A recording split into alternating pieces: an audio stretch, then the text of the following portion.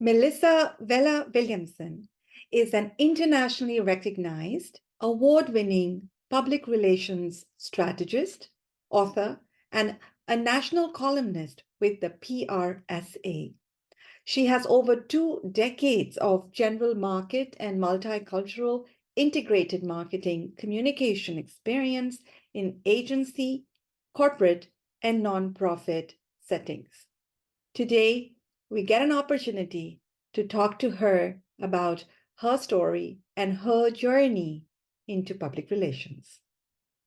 Melissa, I am so excited to speak with you today. I mean, we've obviously connected on, different fronts, but today is special because today I get to tell your story and your journey, and this is for my students. And so I'm super excited that we can do that. And also, you and I are from the same field, right? The same public relations field, which makes it even more special. So this one's kind of, I would say, close to my heart. And you're such a kind person. You've always, helped me, help students, and you're a member of Speaker Post, which I'm grateful for you, and I'm grateful for the time that we are taking today to talk about public relations, an area that you have some serious expertise in, and I'm sure students are going to learn a lot. So thank you very much for your time.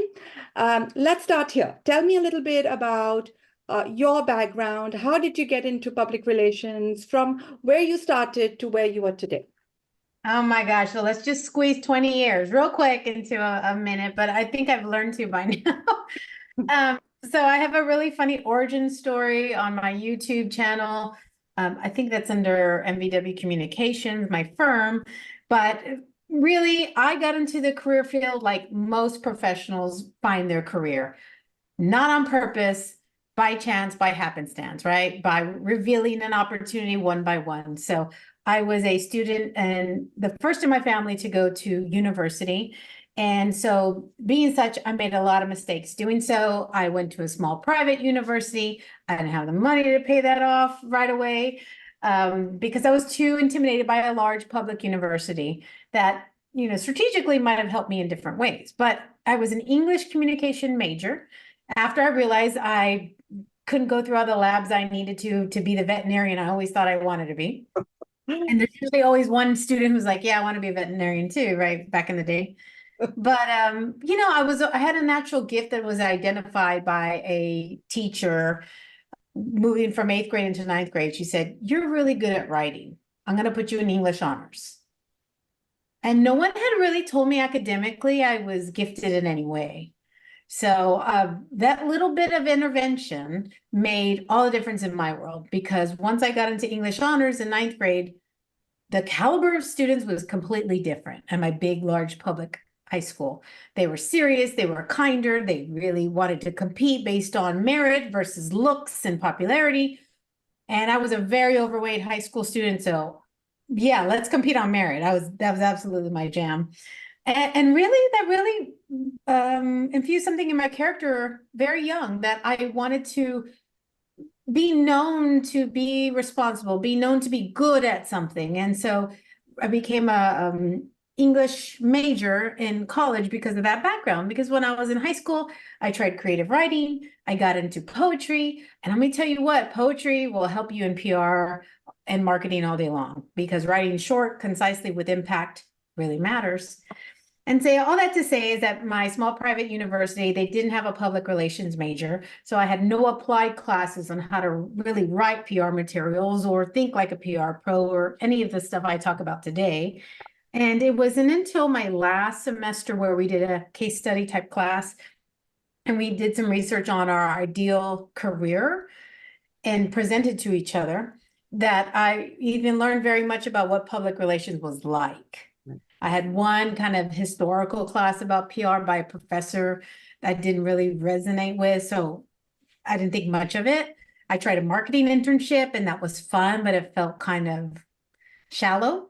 And when my peer, Kate, talked to us about her public relations internship and how she was at a nonprofit.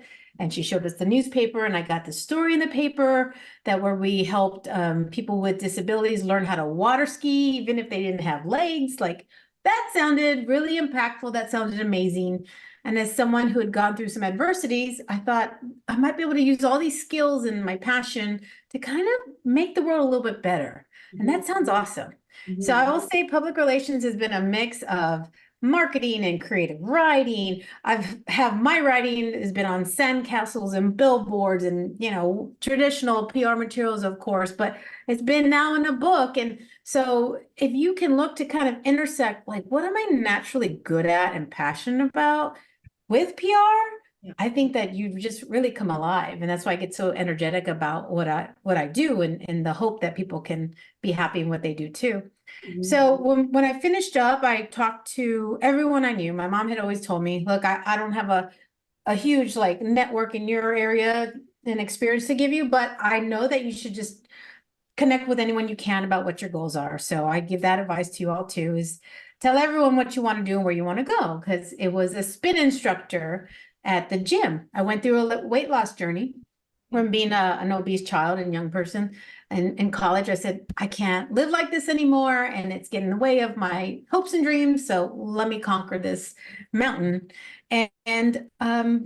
So I took spin a lot. And so I asked the spin instructor one day after class, we were just chatting. He says, well, what do you want to do? I said, well, I got this little job at this doing grant writing right after school, but I don't want to do that. It's lonely and quiet. I don't like it. I really want to work in public relations. I just don't know anyone who does that work. Yeah. And he goes, oh, actually, my wife has a PR agency. You should talk to her. Maybe you could freelance for her. And I said, what? What's freelancing? Because, this was like 2003, right? It wasn't common to have that side gig or side hustle and whatnot. So I was brave, and so you got to be brave to get these opportunities. And I took a chance and gave her a call. And Lisa taught me about freelancing, and I would freelance for her on nights and weekends in my lunch hours. And I learned it by myself in a different job. Yeah. Making a whole lot of mistakes, which I talk about in my book, some that are funny and embarrassing. But in PR, you got to develop that thicker skin to say, you know what, it's all about the bounce back, right? So once I got into the freelancing for her, within 2 months, she said, hey, we know you're still learning your way, but we'd love to mentor you. We like what you are already showing us. Would you like to come over here full time? I'm like, yes. So I moved to in-house public relations. That was the name of the company at the time, and started working under Lisa and Kathy, two owners of a micro business, much like mine today. I had no idea I'd ever be a business owner myself. And I learned everything, kind of on the job, the hard way. I realized I didn't know AP style, and that was a thing. And so they said, well, you know what? Our friend Lorraine, she teaches at the University of Texas, San Antonio. She teaches writing for PR. She's going to have a class coming up. See if you can sit in her class. So I audited her class, already a college graduate with undergrads. Yeah. And they're like, what are you doing here? And it was all about like, well, I need to learn this. And, she told me, I'm still friends with Lorraine, Dr. Pulido now. And she told me just the other day, she goes, Melissa, I have two professionals auditing my class right now still, and they don't do the assignments. You were the only one who's ever audited my class who did the assignments. That's how you learn. Yeah, if you need to learn how to do it, you have to do it. So much of this work you're going to read about in the textbooks, but until you're working with practicing pros or you're in that, it's just really hard to imagine swimming until you get in the pool. Yeah. Well, I mean, that's quite the journey, and all of us, ups and downs, right? Ups and downs, trials and errors. I mean, this is, most careers are like that, and PR is no different. Yeah. Absolutely. I have a podcast called the Smart Talk series because I'm really obsessed with this idea of having conversations that matter and help people understand how things work. And I would say that every season you will hear me say on the podcast, I'm so glad you mentioned that so-and-so, because everyone I talk to, it's typically not a clear linear path to how they got where they are. Yeah. They went this direction and tried this and learned what they liked or hated and moved this way and took a shot here. And so I think a lot of it is about shooting those shots, you know? Yeah. Yeah. Mm. And taking those chances and Yes, being know, brave. yeah, and just keep going. Absolutely. Yeah, for sure. So I have to tell you, I have your book, and I love that I have an autographed copy. So thank you. I have read it cover to cover. I love your book. I have. And I love it. And what I love about it is, I mean, it's definitely going to help students. I think it will help professionals as well who are looking for a refresher.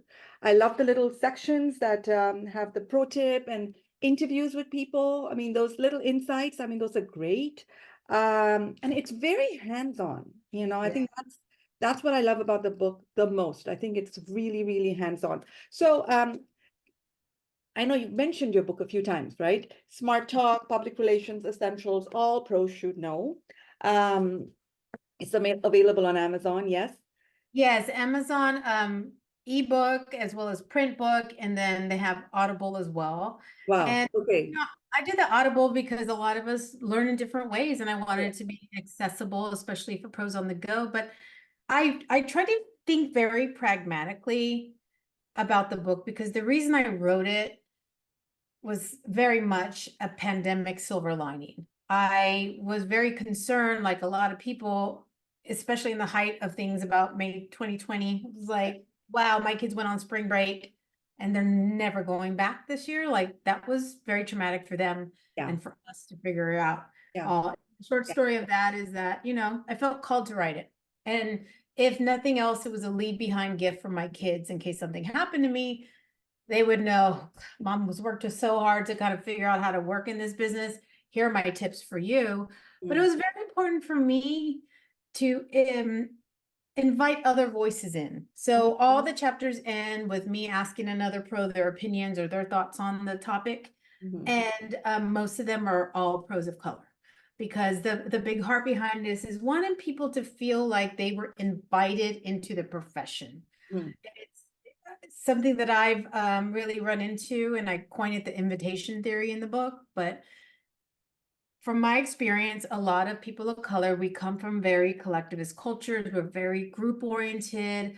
yeah. A lot of times our family dynamics is such that you ask several people their opinions before you make a move. Yeah.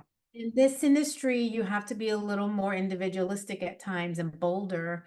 Yeah. And so I wanted to be encouraging, like an introduction, like hit you right in the face saying, look, here are where the stats are. We don't even align with the stats of what America looks like. Yeah. And that's with undercounts, right? So um, you don't have to be special and you don't have to be invited to Yeah. join the PR club. Yeah. But by God, if you feel like you need an invitation, here it is, Yeah. right? Yeah. It's like your friends who say, oh, you invite them to a party. And they're like, well, who's all coming? It doesn't matter. You were invited. So Yeah. Yeah. Yeah. I wanted them to feel invited and like me, if they weren't used to, falling down and getting back up again, Yeah. then they would have some of the lessons in there that could leapfrog them past mistakes that Yeah. sometimes really just make people go, gosh, this is not for me. Yeah. But also there's a chapter in there, some chapters in there very unique versus PR books where I really get into cultural strategy and how to think about things in a DEI principled way, because that's what we need today and tomorrow.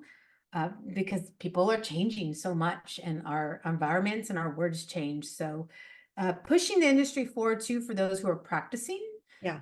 as the majority, we've done it this way all this time. Well, that's not what we need to do. We need to evolve and make things better. Yeah. And there's chapters like the last two, think like a pro and act like a pro, very much a little bit of a little finger wagging. But I'll show you all my like my little spirit animal is Jiminy Cricket from Pinocchio, and that's his little like official conscience badge. And if you saw the original like Disney's Pinocchio, I mean he is Jiminy Cricket's Pinocchio's guide. He's his counselor, he's his advisor, and that's what a great PR pro should be, is someone if you get called judgy, you're great for this field, I think, because there are some things, quite frankly, that are right and wrong. Yeah, yeah. And So let's talk a little bit about the few things that you've mentioned. I heard DEI, I heard culture strategies. Let's start with culture strategy, right? So you are a national culture strategy columnist for the Public Relations Society of America, which is an achievement by itself. So bravo. Tell me a little bit about why, and let's do it a deeper dive because you kind of talked about it, but I want to know more. Why write about multiculturalism? Why write about culture? yeah, the reason that I focused in on that as my topic was actually very strategic. So I, first of all, raised my hand and pitched myself to the editor. So, by the way, for a lot of things you want in your life, you're gonna have to ask. Don't Absolutely. wait for that invite, right? Don't wait for that invite. Yeah. And I said, hey, look, John, I've been reading this magazine since I was a young pup in the business. It's taught me so much. But you talk about the EI, and I don't actually see any Latino representation. Yeah. And if we're the majority of the minority in the US, like there's something missing. But instead of like being all cancel-y, I said, I'd like to, offer myself as a resource, and I'm happy to submit writing. I've got this background in poetry, Yeah. right? And PR. Yeah, right. Could you write me something about, how you're doing during the pandemic? And that was my first piece, a full page about the personal side of PR during the pandemic. Yeah. And when I wrote a couple other pieces, but right away, I'll just be clear, they started putting me in the people of color bucket, right? They're like, okay, how about Hispanic Heritage Month? How about, I'm like, no, I can't. I need to demystify that we're not just one part of our identity. So that's a cultural tip, is that everyone has multiple identifiers, multiple parts, and multifaceted humans, right? Very true. We're moms and sisters and wives and girlfriends and, newspaper readers and dog lovers and, whatever, right? Yeah. But people just visually want to categorize and move on. And we can't say all people do this or that. We're not monoliths. So I said, so as I talked to John, he said, we've got this column. We like your writing. Would you be interested in it? And it was filling in for the person who'd written the DEI column. I said, I would love to. I believe the representation is powerful. I've gotten such great feedback already, but I want to name it. And so I named it cultural strategy because I wanted to just take off any of the polarizing vibe around it, as the students would say, the vibe, and really just, hey, look, let's just talk about how humans work and relate. Yeah. Because culture is not just race or ethnicity. It's the music we like. It's how we dress in certain environments at certain times of life. Yeah. It's the way of life. It's the way of life. Yeah. The way we work and live together in groups, actually. Yeah. And how we agree this is okay. Absolutely. Right? Yeah. So even you and I here said, okay, we're going to take this, even though it's virtual, we're going to act like professionals. We're going to dress professionally, right? Because that's the cultural norm of folks like us using this product. So, so I think I've been able to, under that more open umbrella of a theme, so be strategic with your words. Yeah. I'm inviting others to come into the conversation that might feel like, my husband's white, right? And he's a white male. So sometimes he, just like other groups, like everyone feels beat up at some point in some conversation. Yeah. And so I'm just like, look, I want to be respectful and inclusive. Let's just talk about how people think and work, because if we get that as PR pros, then we can message to them better, relate to them better, influence them more. Yeah. So that's been really special about it. And I talked about, yes, I'm the first that's ever focused on the Hispanic or Latino community and culture. Yeah. There are big numbers there, money-wise, people-wise, gonna be bigger, right? Some states are now like, we're the majority. You got to know about us, right? But on the other side, I keep infusing different topics. Like my next topic will be about this term called the grievance culture. And that they're saying in America, like people, the data shows no matter what group you're from, you feel like you're the one who's, losing. And what does that mean if everyone thinks we're losing, right? Yeah. So anyway, I love to explore it under that wider lens. And so even in the book, I'm like digging into like, it's not just what you think. Yeah. But you'll realize if you can connect to people through their culture, they feel like you see them. Yes. and belong. And that matters a lot to people. Very interesting. Wow. In your book, you also talk about media relations, right? Oh, Actually, yes. you have a whole chapter dedicated to media relations, like media relations do's and don'ts, right? And now, we know that it's a fun part, but it's a difficult part of There. building relationships, right? And we've talked a lot about that in our class as well, building relationships. And you've obviously mastered that because you worked with all of these different brands and you've done some amazing work. And I read about all of that in your book. So can you talk to me a little bit about media relations, the importance of relationships that students should take away from our talk? Yeah, well, you notice if you look at the book, the first chapter, I think I'm really setting you up to focus on relationships because Yeah, it's the cornerstone of this career.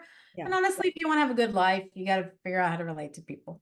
yeah, But in terms of journalists, we should be allies with our journalist peers. Sometimes there's a rub, and depends on either individual. I'll be fair, yeah, but we are very much like peanut butter and jelly, yeah, and together we're better. Separate can be all right, yeah. but certainly there is a magic when a journalist and a PR pro really Work connect. together. Yeah. Yeah. Mhm. And I will say over the course of 20 years now, this is like year 21 in the business, Yeah. so much has changed. It's actually kind of sad where I'm at right now in the business because that opportunity or the news hole, as we define it, which is what's left in the paper after all the advertising and promise pieces are taken. And that was the if you think about like a football goal, right? Right. This is the shot we had, and you got to make it right in there. You got to, send them a newsworthy idea, an angle. You have to understand that criterion they're working with. Yeah. And then, maybe you'll make it through that goal and they'll cover your story. Yeah. I will say that we are like In this. those narrow. Yeah. You have got to be so focused, so laser, just straight that it's really, really hard to get in. Just this year alone in 2024, I know there's been, over 1,000 plus journalists being laid off in major newspaper because how we consume our media It's is changed. different and it impacts their advertising opportunities, which impacts their revenue. And, so their money-making model is a little off and hasn't evolved as quickly as society has changed. Yeah. So they're trying to figure it out. So you gotta, man, those relationships matter even more, Yeah. which means that you've got to have a pattern of respecting these professionals. Yes, you do everything you can to set up the right newsworthy pitch and angles and opportunities. Your spokespeople are ready, you're ready to go. Yeah.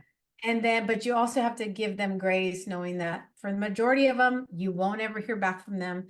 You don't want to pester them. You never want to be desperate about it. So I really get into like, hey, look, you pitch once, you follow up in a week, you try one more week, great. A lot of this is done in email now, but every journalist is different. Some are like, I can't even look at my email, or I'm at the, news desk all day. Yeah. So text me.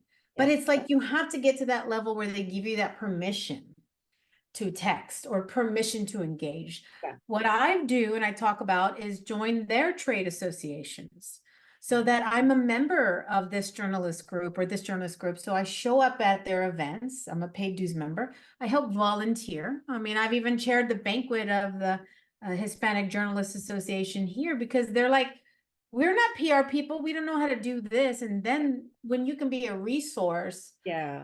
then they'll open your email. So I did a poll nationally. I was like, okay, what's more likely to get you to open their email? Is it a sexy subject line, which is what a lot of people think, or is it the name of the person?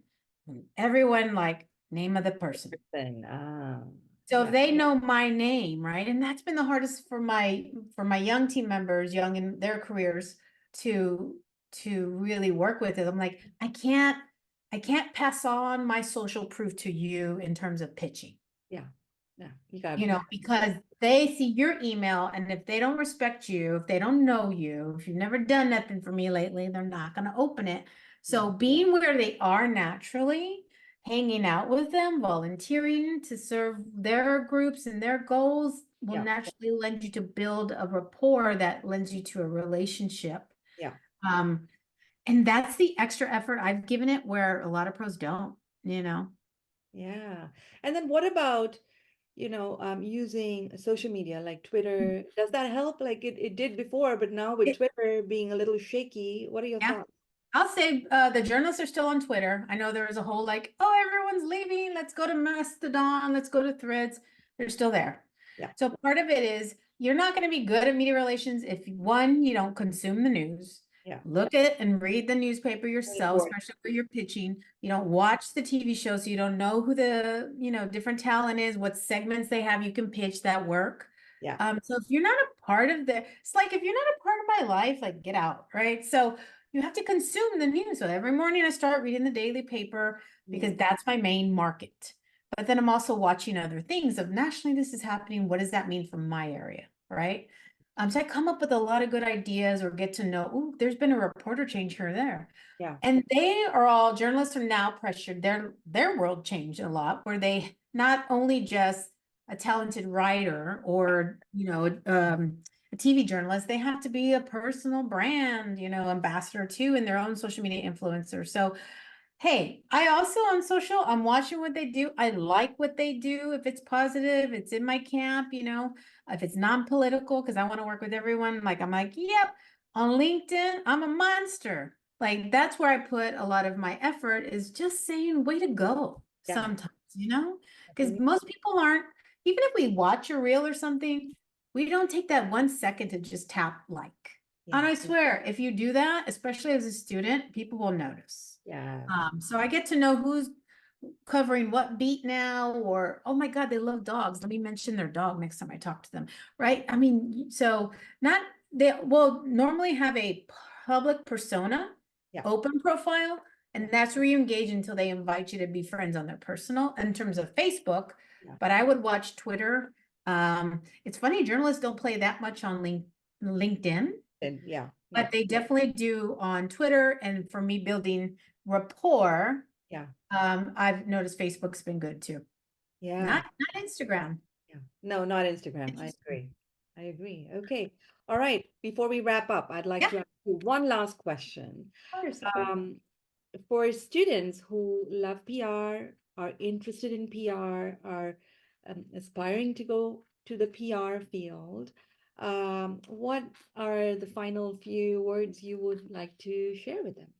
Yeah, I would say, get scrappy, which means you need to be very resourceful. Yeah. If you can, get an internship. And if you can take, I get it, a lot of them aren't paid. If you can do unpaid and just say, hey, look, I can do a little bit at night or weekend, just enough so you can, one, put on your resume, two, you start building that relationship with pros in the field and getting your portfolio together. Because I will promise you, the PR materials portfolio that you come out of my shop with, for example, versus what you learned in school, they're just going to be different, right? And then you've got that social proof that someone in the field has to extend to you. So try to intern, off-campus work study. There's federal funds for that too. Just try to be where the pros are. Go to those PR student mixers and events because most students don't, and that's where the pros are. If you don't have a Facebook, get a Facebook. I know a lot of the younger generations are like, oh my God, no, Instagram or TikTok. And you need to be where the people with jobs are, and they're on Facebook. Yeah, they are. Though.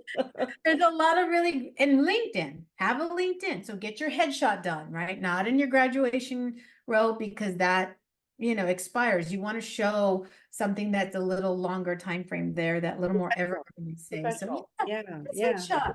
Mhm. So get ready to work, curate your social media, behave in Yeah, person and online, but especially online because all that stuff's lives forever. yeah, But get out of your comfort zone and get used to it because this work is very awkward yeah, and uncomfortable. But if you're warm about it and lighthearted about it and just keep getting better and not making the same mistakes, that'll help. So yeah. any trade association and where you want to go, which means like the professional organizations that support that industry, like PRSA or the Hispanic journalists or the Yeah. professional journalists or whoever journalists, Yeah. I cross-pollinate in those places to just make their friends because you need to have relationships on both sides. So Yeah, I would suit up, get those headshots going, get a portfolio going. And if you can't intern traditionally, can I shadow you? Can I volunteer here? Do you need help with this gala? Do you need help with this committee? Do you need help with your newsletter? Graphic design. Yeah, no one's gonna say no. Exactly. So, Yeah. And that's more stuff to put on your resume, right? So it just absolutely makes a difference for sure. yeah, yeah. Yeah. Right. Okay. Awesome. This was great. Thank you very much for our conversation today. I'm excited that we are going to share this out, and a lot of students are going to learn about it, know your journey, and be inspired by it. And folks, if Yeah, you haven't, yeah, this is a great book. Look for it online, check it out. There you go. And yeah, it's worth everything. And I really love, after every chapter there's a pro tip, there's a summary, and there is some real great insight from people who are pros in PR. So Melissa, thank you very much for your time today. Thank you so much. I hope you all find me on LinkedIn. Make a friend anytime you can. That's what this business is. So if you're listening and you want to find me on LinkedIn and connect, do so. I mean, make yourself stand out in all the best ways. Good luck to you all. Thank you. Okay, bye.